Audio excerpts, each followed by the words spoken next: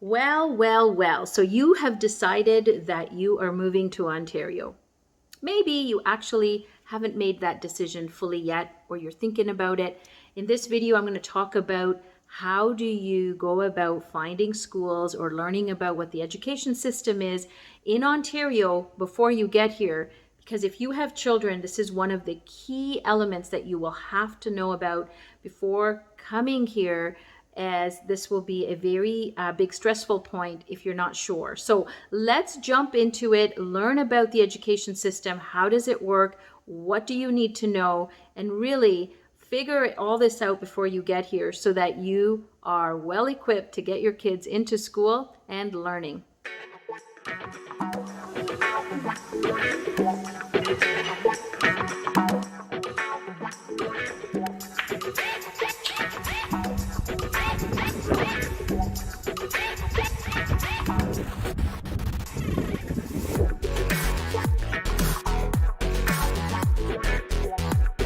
Hey, what's up everyone? My name is Nasira Jamal and I'm right here in the Greater Toronto area with RE/MAX West. If this is your first time to the channel and you want to learn everything there is to know about living, working, playing, eating, sleeping, and even finding the perfect school for your child, then make sure you hit the subscribe button and turn the notification on so that you get notified every time I upload a new video. Honestly, I get calls every single day from people moving here and I absolutely love it. So if you're thinking about moving here, relocating, maybe you're just going to come for a visit, make sure you either give me a call, shoot me a text, send me an email. Remember, you can even send that pigeon carrier. However you want to get a hold of me, I've got your back when you're moving into the Greater Toronto area. So I get this question a lot and I thought I would do a video on it just so that I could help you guys out in terms of figuring out the school system when you come to Ontario and how does it all work. Whether you have little kids under the age of 5 or you've got kids in middle school or high school, you got to know this information so that when you get here, you can at least make some decisions on where you want to live and how do you figure out how to enroll your kids. Now, the first thing you have to know about is our timing. Our schools begin after Labor Day in September, which means the first Monday of September is a long weekend. That holiday is a statutory holiday called Labor Day, and school begins on the Tuesday. Now, in some cases, if your child is in a certain grade, they may have a separate starting date, but that really depends on schools' different integration programs. But for the most part, school starts on the Tuesday right after that long weekend. So what do you need to do? Well, what you'll find first and foremost is if a couple of weeks before this starting point, you will find a lot of parents in the shops looking for backpacks, lunch bags, different containers that they can put for their children. All of these things are in preparation for getting their kids into school. And it's a really exciting time because you will find kids in different stores with lists that their teachers may have sent them of things they need to purchase. Now, when I was in school back a long time ago when I moved here, and I won't tell you my age, but it was more than 40 years ago, I have to tell you that everything was provided for. Paper, pencils, erasers, whatever we needed was in the schools. Now things have changed. For the most part, a lot has changed from that point. Now teachers do send out lists of things that your kids will need in school. Paper, pencils, colors, coloring pencils, erasers. They will have a list typically sent out so that you can ensure that your children are well prepared for first day of school. And, you may have to, of course, replenish all of these things throughout the year, but at least you have a list going forward. So school begins September. When does it end? Well, in a lot of different countries, I've heard different things. Kids go through school through the summers, or it ends in May, or I've heard different things. Here in Ontario, school begins in September and ends pretty much almost at the end of June. Now, there are a couple of professional activity days, so you might hear this a lot, PA days. Well, on statutory holidays, kids don't go to school. There are also PA days, which are professional activity days. These are days that are actually where the school is closed, but the teachers are in. Sometimes they have training, or they're preparing, or whatever they're doing on those days. The children don't go to school, but the teachers are in school. Now, this happens, I find, typically once a month. Sometimes you'll see a couple of PA days in a month, but in June you'll see most of them at the end of the year. So they'll tack them at the end. Typically it ends on the last week of June. Okay, so we have started with when does school start and finish? How do you know what school your child will go to? Well, the first thing I would tell people is, the clients that we've helped that have relocated here, is figure out where you want to live. So, maybe it's the city, like in the GTA. I mean, there's so many different areas you can pick from, Oakville, Burlington, Mississauga, Brampton, Milton, Richmond Hill, Vaughan. I mean, there's so many things to consider, of course, when you're moving here. But let's say you have decided that you've picked the area you want to live in, and you are, whether it's your job related, you have family there, whatever the reasons might be, you want to look at what schools are in the area, because the way it works here is that you will have a district school for a particular address. So if you're really particular on what school your child goes to, maybe, you have family members and there's cousins or somebody going into that school, and you want to ensure that your child settles into that school, then you want to pick where you want to live, because that school will be in that district. You want to ensure that you're within that district, because if you're not, even a street away, you won't be able to register your child in that school. So it's really, really important to figure this out prior to you picking a place to live. Whether you're renting or you're purchasing and you want a specific school, you want to make sure you're in that catchment area, because then you know that when you pick a home in that neighborhood, your child will go to that designated school.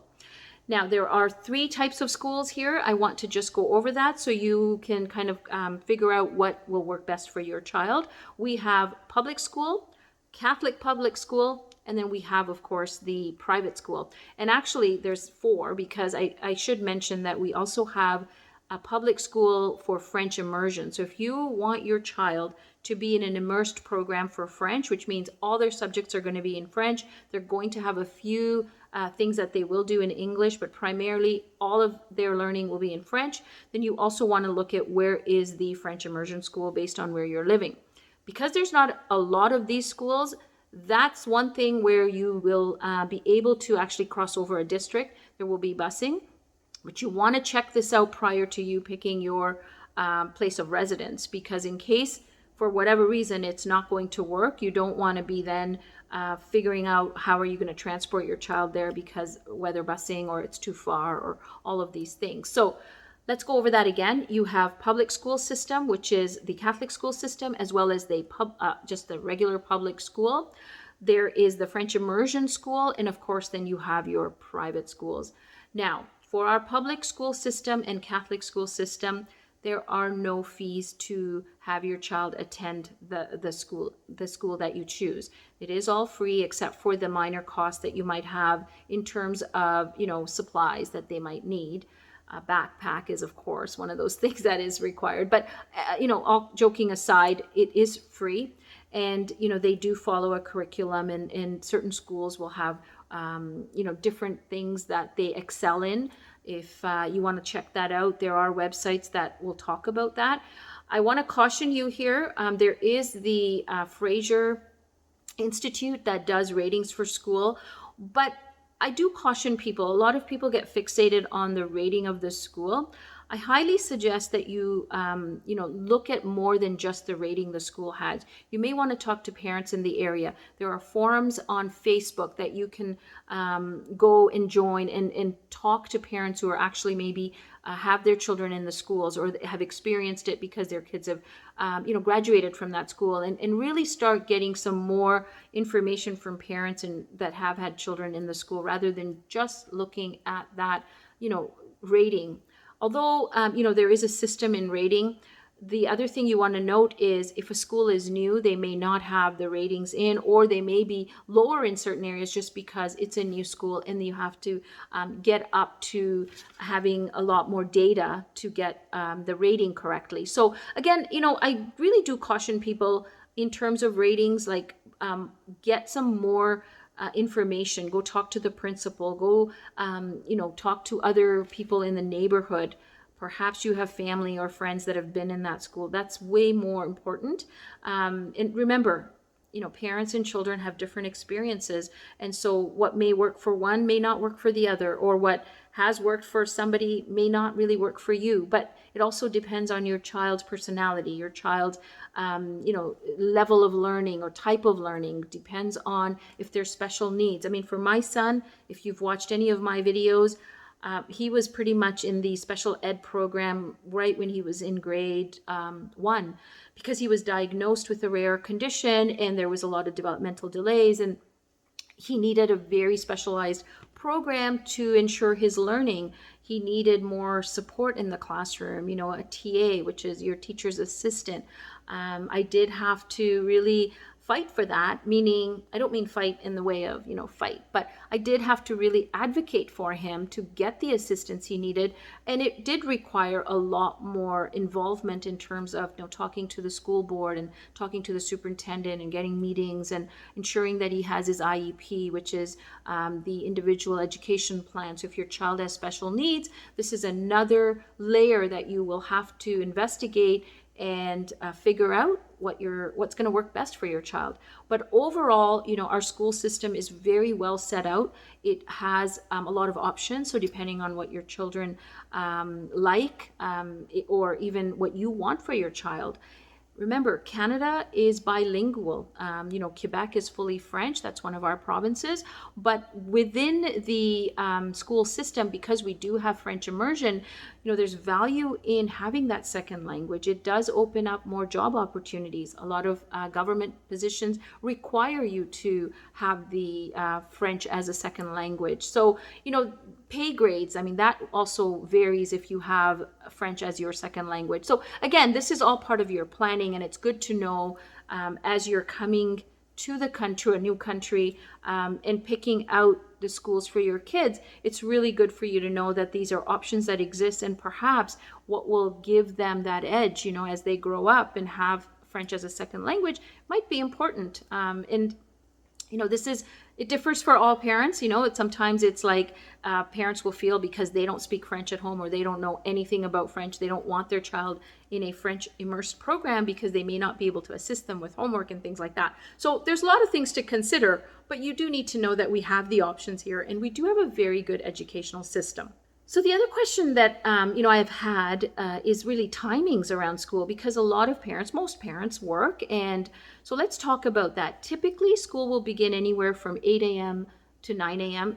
In that hour, you'll find some start at 8:20, 8:40. I've seen sort of numbers or times frames in between that hour. So if your child is going on a bus, they'll likely be picked up 45 minutes, sometimes depending on where you live.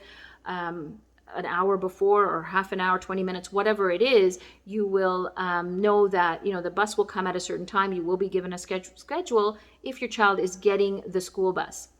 If not, and it's walking distance, you'll know that, between 8 and 9 is when school typically starts.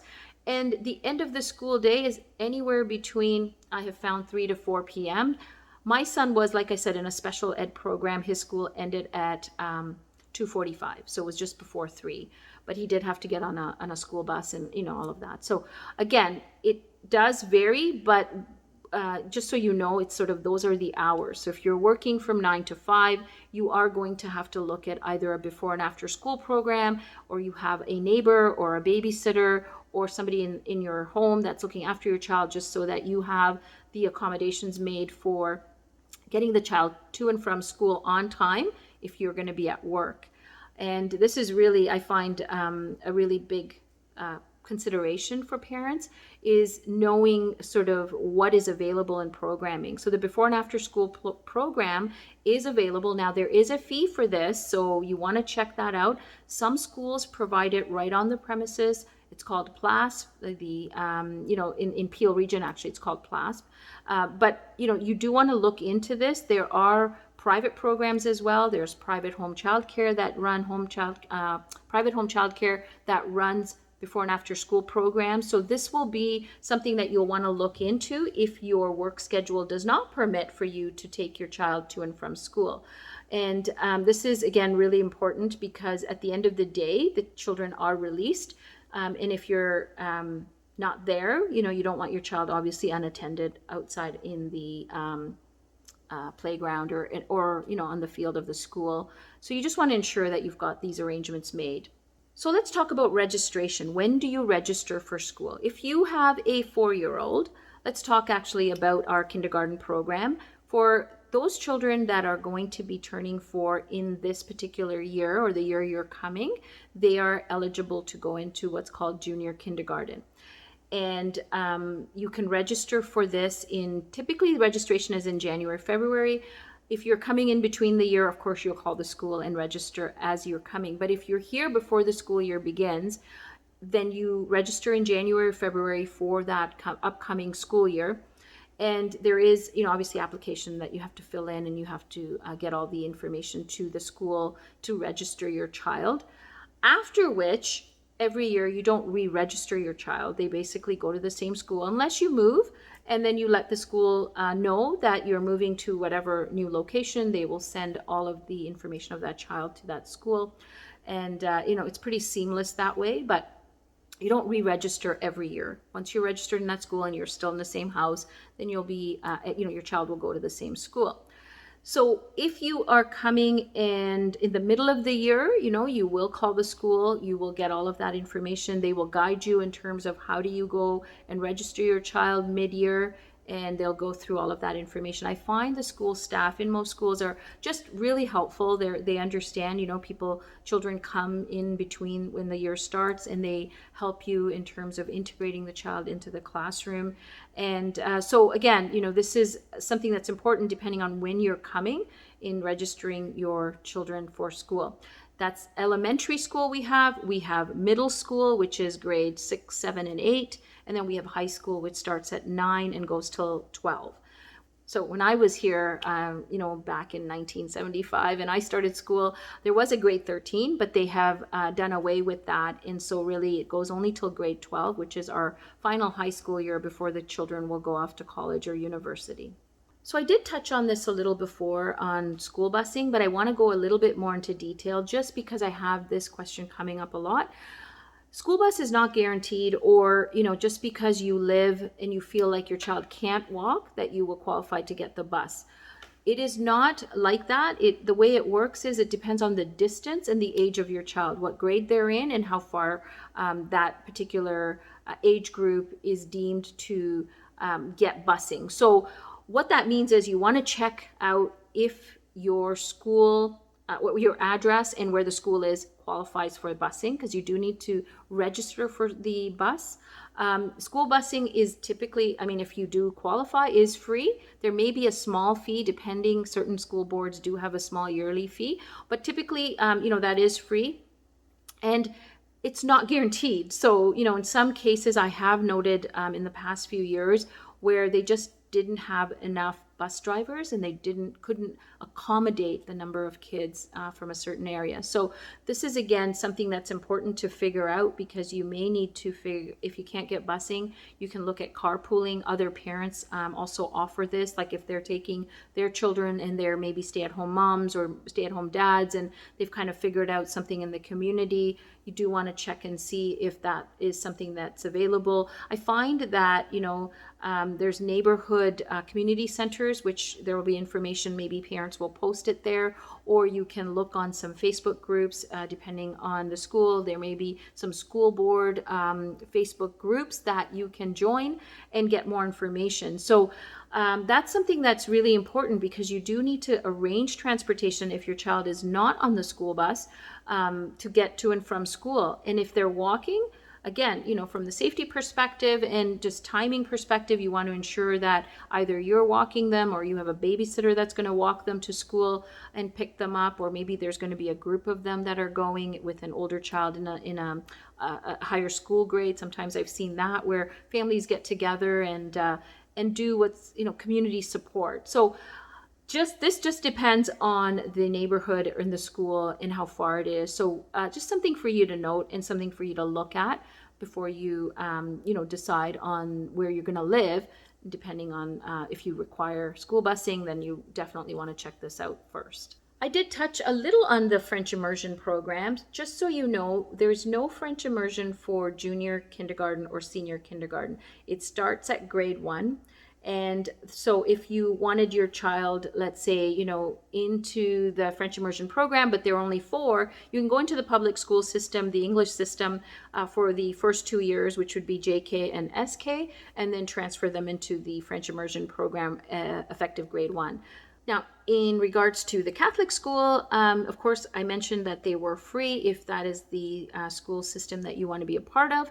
They may be, requirements of uniforms. Now, the uniforms are not going to be free. So that is something that they will give you a place where you can order them and you can have choices. There's dresses or pants or, whatever it is that they have. And each school is different, but that is something that's going to be a cost if that is what you're looking for. I've also found that some schools do have uniforms even if they're not part of the Catholic school system. So it just depends, but for the most part, our public school systems do not have a uniform. But something to note, depending on what you're choosing, that this may be something that comes up in terms of cost for you is the uniform. So briefly, I just want to talk about the private school system. We do have a number of very good private schools in the Greater Toronto area. Depending on where you're living, you can look into what's available. The fees for this varies from school to school. So again, that will be dependent on the size of school, the types of programs they have. They do have uniforms for the most part. Again, those are all things that you'll have to consider if you're looking at the private schools within the Greater Toronto area. We have a famous private school between Newmarket and Aurora called St. Andrews. The fees are pretty high, and not necessarily, just because you put an application into the school means that you would get accepted. There are many variable things that they take into consideration. So, that is something that I would say, if that is what you're looking for your child, to do the homework prior to, look at the schools, look at what their requirements are in terms of their application process and when they take in students and things like this. So, although there are many schools there that you can choose from, you do definitely want to research them a little bit more before you make your decision. The other thing I didn't note in the beginning is we do have some schools that are religious based. So there's the Islamic school, there's Jewish schools. If that is something that's important, again, you can look into where they're located and see, their registration process and what their fees are. Typically speaking, I know about the one in Richmond Hill, which is an Islamic school. Waldorf is next to it, which is another private school.